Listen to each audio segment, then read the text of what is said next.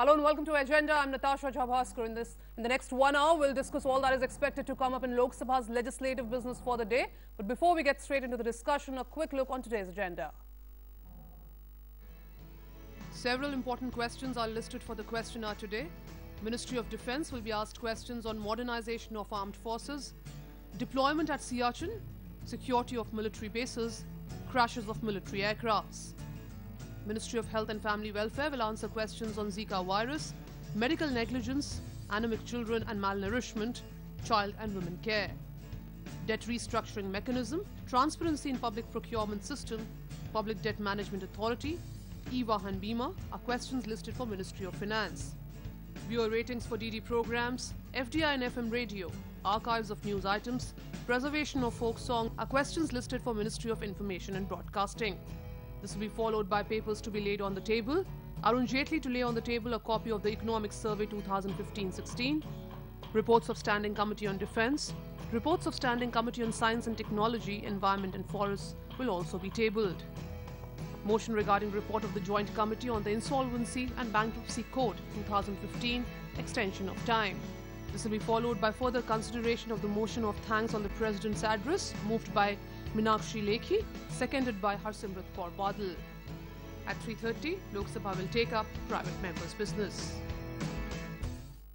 So stating that one of his focus areas is the pride of the passenger, Railway Minister Suresh Prabhus yesterday announced several measures for the common man in his railway budget, in which train fares have been kept unchanged. The Union Railway Budget 2016-17 focused on capacity creation in the rail sector with an increased outlay of about 1,21,000 crore and on completion of the ongoing projects rather than announcing new ones. Railway Minister's announcements included India's first rail auto hub, boost to e-catering, connectivity to Northeast and Wi-Fi in railway stations. And to discuss more on all of this, joining me on the program today, esteemed members of Parliament. With me, Prasad Sarmah, Member of Parliament from BJP Party. Thank you very much, Mr. Sarmah, for joining us in this program.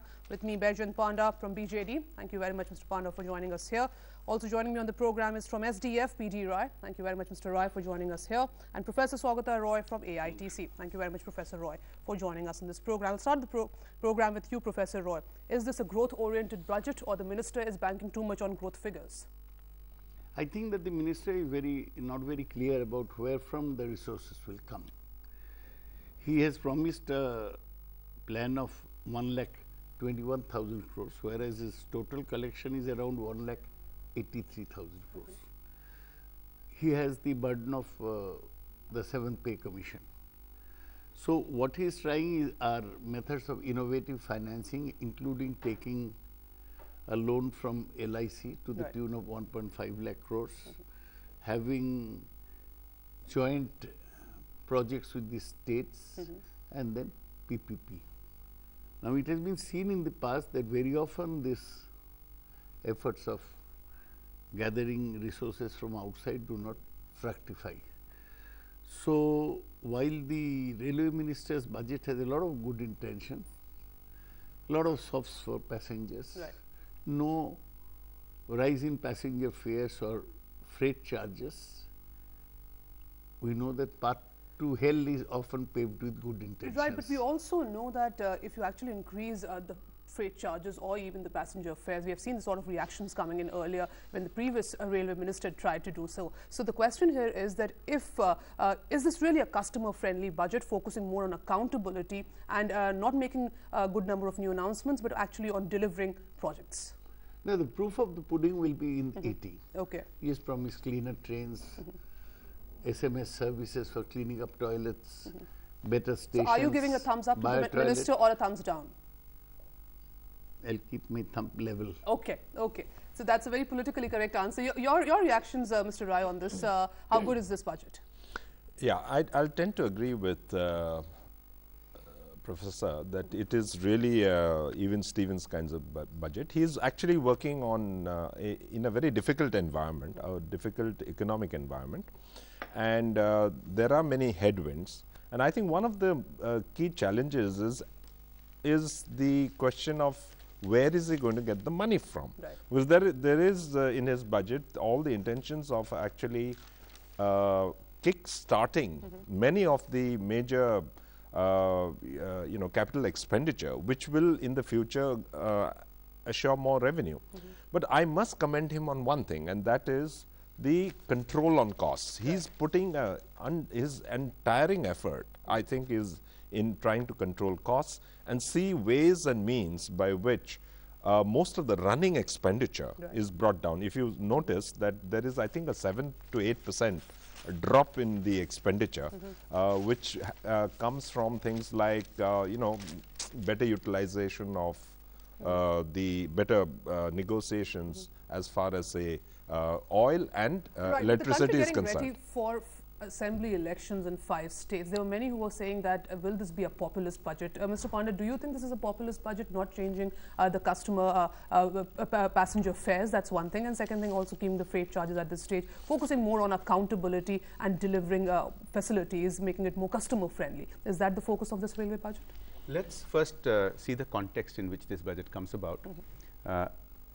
My colleagues have spoken about the difficult times the railway faces. Let's be very clear. The railway is facing a very, very severe resource crunch. It's not a normal resource crunch. That's because over the decades, we have cross-subsidized by keeping passenger fares low and charging extra for freight. Right. Now, that has been detrimental to the economy of the country, but besides the point, what is happening today is freight has collapsed. And as a result, the railway is really scrambling. You've heard about the cost-cutting measures and all of that. In this context, let's keep in mind that Suresh Prabhu has an outstanding record of public service. He has been involved in commercial enterprises in the public sector, and he's got a great track record. And what he's trying to do in these very challenging circumstances, I think, is appropriate. On the one hand, he has started a practice of not going into the nitty-gritty details of the budget in the parliament speech. Right. You can argue with that, but all the details are there in the papers. What he's clearly trying to do is monetize unutilized assets, such as unused land, for instance. Now, PPP has had a mixed track record in the past, but I can certainly see some progress. For example, my constituency, Kendrapada, does not have any rail line. Right. And there was a PPP project which was inked decades ago, which was lying idle. We got it started a couple of years ago, and for the first time he has allocated substantial money both last year and this year. So we are going to see this, and this is also connected to Paradip port. So these are all intertwined together. The more you connect ports to the freight corridors. The bigger question in terms of the operating ratio target of 88.5% now being revised to 92%, is that something which is in fact a very big challenge? You have the 7th pay commission targets. How do you think that this is really going to burden the railway ministry? And depending too much on private players, will that be, because we have seen earlier railway ministers also, and the sort of you still don't have the right sort of infrastructure for the private players to invest in the country. There are land acquisition issues. In that scenario, how do you see the railway ministry actually attracting investments? Well, look, something which was not right in the 60s or 70s, we should not have the mindset that it will not work today. Right. Clearly, he's on the one hand cutting costs, other hand trying to monetize unutilized assets. 3, he's definitely modernizing the railways. This huge thrust, 17,000 bio toilets this year, aiming for 30,000 next year. The huge thrust on automating the ticketing system. These are all, and the cleanliness of the drive, the cleanliness drive for many of the stations are being talked about. So what was one big takeaway for you from this budget? The big takeaway for me is actually 3 things. Right. One is he's giving a thrust to completing projects which have been on the anvil or on the ground for many years. Right. And he is now allocating substantial funds to make sure these projects get completed. And I can go into details, they're very, very good. Number 2 is the phenomenal modernization efforts. Right. That it may sound superficial to some people, but I think it will pay real dividends in the coming years. And the third thing is the management approach, the management efficiencies that he's bringing to running the railways. Right, so sort of all those new public management, the NPM techniques in public sector, and the fact that railways actually employ the largest number of people and also many who are dependent on this. But freight charges, he's also categorically said on rationalizing the tariff structure. Mr. Sarmah, do you really have the money? Because railway ministry, that's where the challenge is. No, you don't really Mr. have the money. Suresh Prabhus is fully equipped and trained for this, and he has already targeted 1,84,000 freight charges, gross freight collection this year, and he will be borrowing about 1,50,000 crore from the LIC. So certainly he will make out the loss, as well as he has cut many unexpected or expected expenditure like diesel and other fuel cost. At the same time, he will be minimizing the wastage so far, utilizing the wastelands and also selling out the scraps, railway scraps. So by this he will collect the... And thanks to the fact that the international commodity prices has come down from 140 barrel, the fuel prices, to $30 a barrel, which has actually helped to great extent as far as the fiscal space of the government is concerned. But in terms of these reformist moves, is it really very mathematics? Because that's where the calculations come in. We have seen ministries struggling with money, and at this juncture when the union budget is just 2 days away, in terms of the mathematics, is the minister very clear in terms of his achievements and what the focus should be on, Mr. Panda? Look, this is the most gigantic enterprise, and to take a look at a very short period of time is not appropriate, because he has initiated very fundamental changes. And I think the concern about where the resources are going to come from is a valid concern. But I think it's a lot of it is in the mindset. You talked about whether the private sector funding is available. Right. From my interaction in industry forums and associations and different conferences, I think there is enormous private funding available. We have held it back. We have put limitations on how much the private sector can participate. There are plenty of manufacturing efforts that are going on that will benefit from rail investment. So I think if we look at the glass as half full rather than half empty, and we prepare the appropriate regulatory environment, I think the resources crunch can be overcome. So creating the right procedures and ease of doing business mechanism for actually private investment to be invited in the railway sector. Mr. Rai, again, the bigger focus on resources, and also this whole rationalizing the tariff structure, because we are seeing the way freight is moving on roads, and again, the road infrastructure is not that strong. It was also mentioned somewhere yesterday that if the NDA 2 can do what it did for roads in NDA 1, if it can do the similar thing for railways in NDA 2. Do you see that possibility happening in this railway that minister? possibility is definitely there. One of the things is this time, I think the freight, the collection on freight has actually gone down because there's an economic slowdown. So whatever kinds of connections and accessibility to being able to do ease the way in which freight can really take off is something which he is actually addressing. And that was very clear from his budget speech.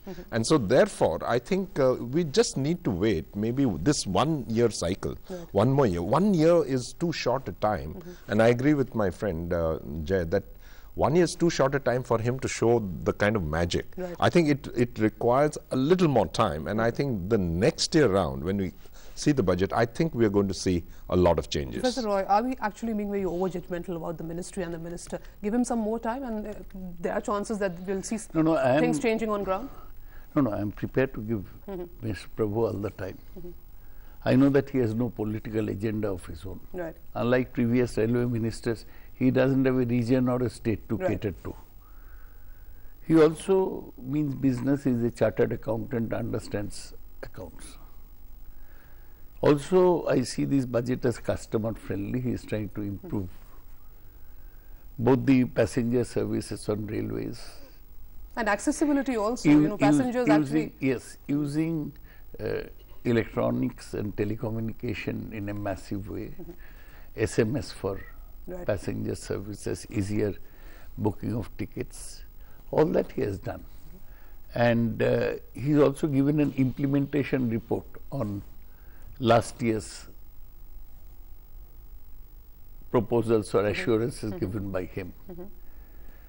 But the whole problem, as I see it, is that whether the investments as expected would come in, whether the modernization as promised will be implemented, and whether the reforms as assured will actually be carried out.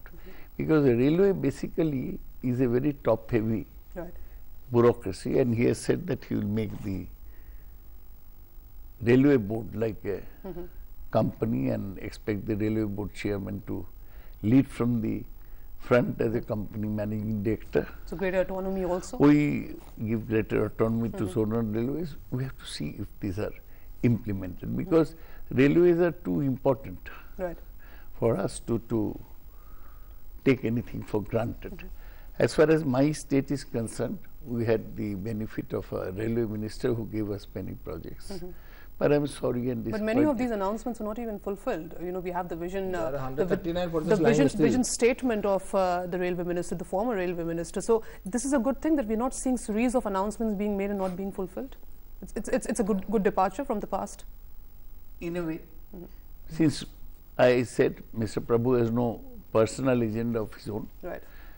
But we feel disappointed that none of the projects initiated by Mamata Banerjee being given sufficient center. They promised. You'd like to respond on that, Mr. I want to say something here. I think one clear effort has happened in this budget is to rationalize some of these efforts. I'll give you an example. Now, Professor Roy was talking about Bengal. Bengal already has a very high ratio of rail density. Right. We are a neighboring state. Our rail density is 1/3 of Bengal's. And I think there is a need that we should be brought up to the, not only it is 1/3 of our neighboring state, we are something like 25 to 30% below the national average. And yet from our area, because of freight, the railways gets an enormous amount of revenue. So there was a feeling for decades that this is injustice. If you are earning 14,000 crores a year from Odisha, you should at least give back 1/3 of that to bring it up. Right. So it has happened. Today for the first time, projects which have been languishing for 30 years, 40 years have got substantial allocation so that we can see it being completed in the next 1 or 2 years or 3 years. Right. So there are mixed reactions on the railway budget, but the question is the railway budget is depending heavily on public investment at this stage and also on private investment. Will the private investment really come through at this stage? Time now for me to slip into a short break. Next, when we come back, we'll also discuss important questions listed in the question hour today. Stay tuned.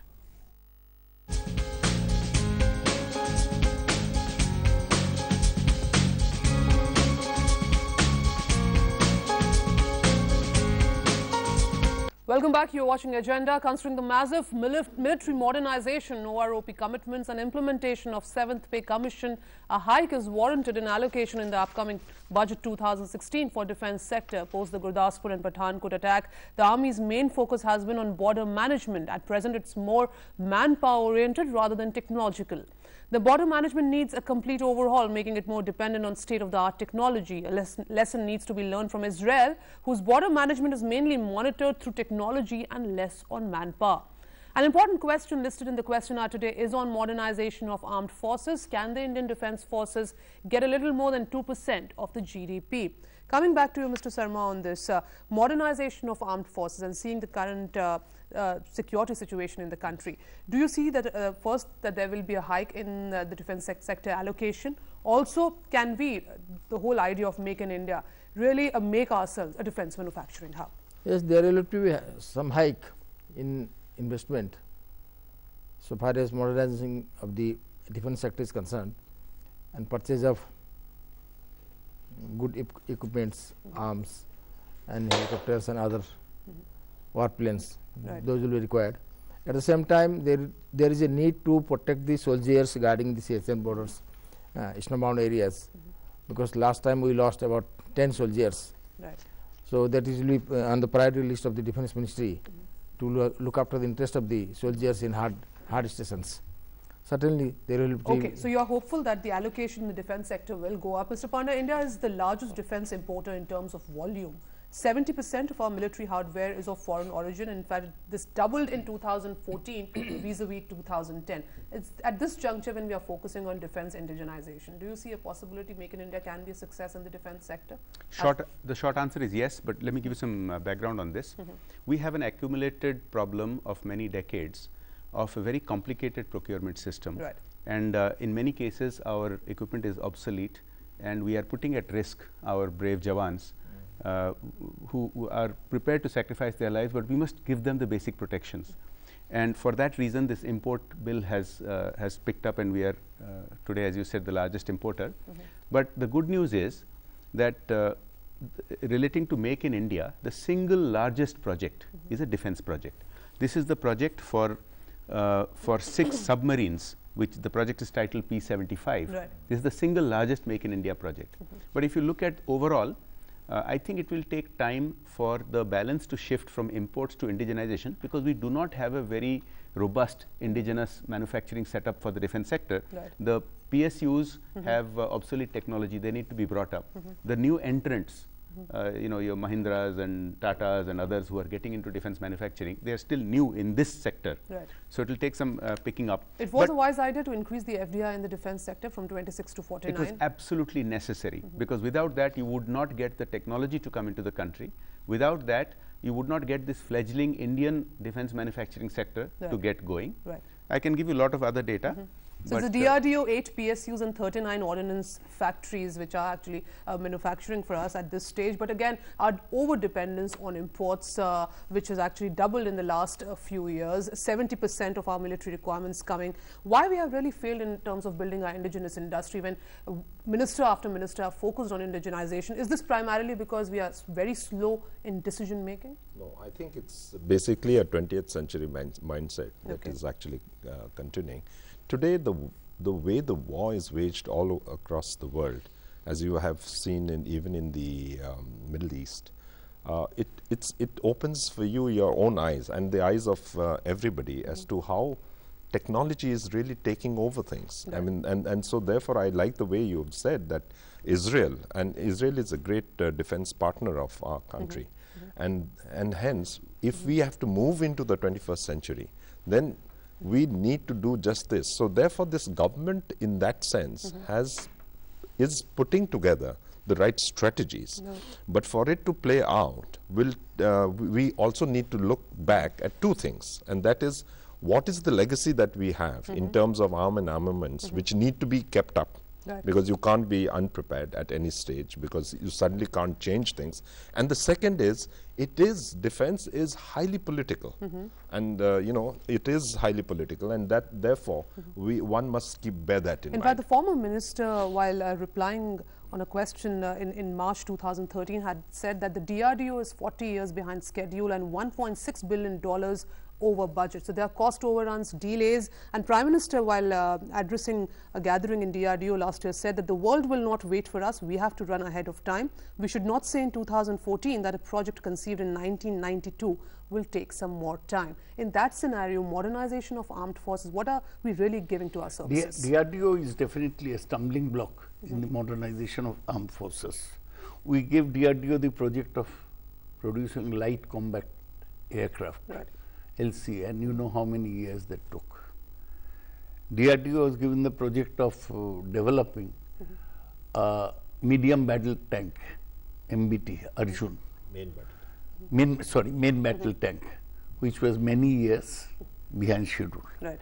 Apart from missile technology, producing the various sort of surface-to-air, air-to-air missiles, DRDO has not really delivered, which has become stumbling block for the country. But there have also been global situations like sanctions which affected us in a big way. Because no, that would not affect us, because we are buying fighter jets from Rafale, which is a French company. French are one country who have never sold defense hardware on political consideration. America is one country which always sells hardware on political consideration. Right. So we are right in going for the French, but why is the Rafale deal taking so long to be finalized? This Mr. Panda mentioned the defense acquisition process. Right. You have to shortcut the defense acquisition process while keeping the transparency, because every day new inventions are being made in the field of decision delays have been extremely frustrating, you know, as far as defense procurement is concerned. The fear that the CVC, the CAG and the CBI chasing you has actually really made things difficult for the defense sector. But also, apart from this question on defense modernization, Finance Minister Arun Jaitley will table the economic survey today. Economic survey is a report card on the economy during this fiscal that also shows the direction of government policy in the year ahead. The economic survey will be followed by the presentation of the budget on the 29th of February. So economic survey will be tabled today, Mr. Sarmah, and then on the 29th, the big union budget. Is the economy on the right track, seeing the present global scenario when we are, the economy is not doing very well? Global scenario is, it is battered by recession. And India is the only robust economy still taking off very in a high speed. So are we well cushioned as far as yes, we the are global well cushioned, circumstances and this year the fiscal deficit is expected to be at 3.5%, and the economic growth GDP is expected to be 7.5%. So certainly we are in a right takeoff and likely to challenge Chinese economy. Okay. What should be our expectations from Union Budget 2016? Finance Minister will table the economic survey today. At this juncture, we know there's already a debate on whether the government should focus more on investment and growth-oriented budget, or should it be on fiscal consolidation roadmap? Look, before trying to predict what's going to happen in the budget, let's take stock of what we might expect in the economic survey that's coming out. One thing is very clear. India is today being seen globally as the largest big economy. Fastest growing also, not largest but fastest growing big economy, having overtaken China for the first time in about 35 years. That's a very big deal. Now some people had been questioning our GDP figures and growth rates. I think that should be put to rest. Very eminent economists like Kaushik Basu, who's a globally renowned former chief economist for the Indian government, Surjit Bhalla, they've explained with great reason why we should not be dismissive about these numbers, why they are logical. And whether you take the Economist magazine's prediction of 6.8% growth rate or our internal estimates of 7.2% growth rate, both are at the top. Most crucial is the fiscal deficit, because the fiscal deficit is the single most important measure on which the rating agencies give a country rating. And if we slip on that, you are bound to see a tougher regime in terms of rupee devaluation, more inflation. So the good news on that front is Morgan Stanley, for instance, and the trailing numbers of the last 12 months is saying it's 3.5% and projected to be 3.8%. We also know that there are serious legacy problems. We were almost on the verge of being given a junk status, you know, as far as the policy paralysis and big debate on that is concerned. But now the international rating agencies, be it the Moody or even other S&P, are actually looking with a lot of optimism as far as Indian economy is concerned. But the bigger question is 7.6% of growth figures and GDP estimates. Is it really the new 5.5? Because your manufacturing is not picking up, your exports are not going up, the IRP data is not looking very, very promising. So the ground reality hasn't really changed to a great extent, and then we are saying that we are actually on the right track with 7.6% growth data. Do you see a balance in that? So one of the problems with the commentary in India on the economy is that if the economy is not generating enough jobs, which is the situation we have been facing for some years, or if the economy is not generating enough manufacturing investment, then we start attacking the growth figures. Now, let us understand something. High growth rate is necessary but not sufficient. So we need to have high growth rates, but we need to have other policies in place before this will translate to jobs. We have obsolete labor laws from the 1960s, which totally inhibit any kind of investment which would require labor. People and companies in manufacturing and other sectors, they bend over backwards to invest in equipment rather than in employment. We need to change these policies. Right. Mr. Rai, we should focus more on the policy initiatives of the government than just largely focusing on the macroeconomic indicators, whether inflation is going down or not, whether growth figures are picking up. Look at the policy initiatives, you know, Make in India, Skill India, Digital India, Design India, Startup India, you know, all the way things are really moving on. I think there is our Prime Minister's initiatives in this direction are largely trying to focus public policy, which already are there. But he's trying to focus these things like Make in India, etc., and saying let's give impetus to job creation, and you know let's bring together the entire issue of investments.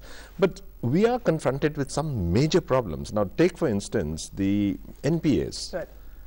The banks and how much of money, and this has been going on for some time. It is not definitely the last 2 years or the last 20 months problem. The problem is, I mean, it's not just an economic problem, it's a governance issue, which is a legacy issue as well.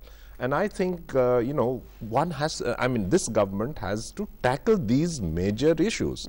And whilst you might be on the one hand saying that these are the right policies, and I think the right noises have been made from the start, but to get this whole thing going, there are two major headaches the government has. One, again, goes back to how much money do we have. Right. Now, it's great that we've saved a lot of money on oil import, and that is a large amount of kitty. But does it go to Europe? Does it go to, you know, the seventh pay commission? Does it go to, you know, recapitalizing our banks? Where does it go? Okay, Professor Roy, what are your expectations from the budget, and also what will be will the economic survey predict for the economy? The economic survey will expectedly predict a good future for the economy. As others have mentioned, the current account deficit may well be within target. Fiscal deficit may well be within target. Inflation rate may well be below target. So these are three good indicators. The GDP growth rate is expected to be around 7.2%. But taken all together, is it something to be jubilant about? Amartya Sen has called this an uncertain glory. Glory that we are the fastest growing economy among the big economies of the world. Actually, all this growth is not trickling down to the bottom. There are farmer suicides in Marathwada. Even in these 2 months of 2016, 200 farmers have committed suicide. Last point is that I have a big question on the budget, which I am trying to find an answer to. That we have saved, India imports 70% of its petroleum requirements. Oil prices have gone down below $30 per barrel. Now, what is the government doing with this huge savings? Okay, you're saying why this is not really reaching the customer, and also all these growth figures. What about inclusive growth? Why it is not really percolating down? But if one has to take a cue from the president's address, looks like that the budget will also focus a lot on the agriculture sector, on the farm sector. Let's hope so. Let's hope so. Thank you very much. Thank you very much for joining us in this program. That's all we have for you now. This edition of Agenda. Thank you very much for watching. Namaskar.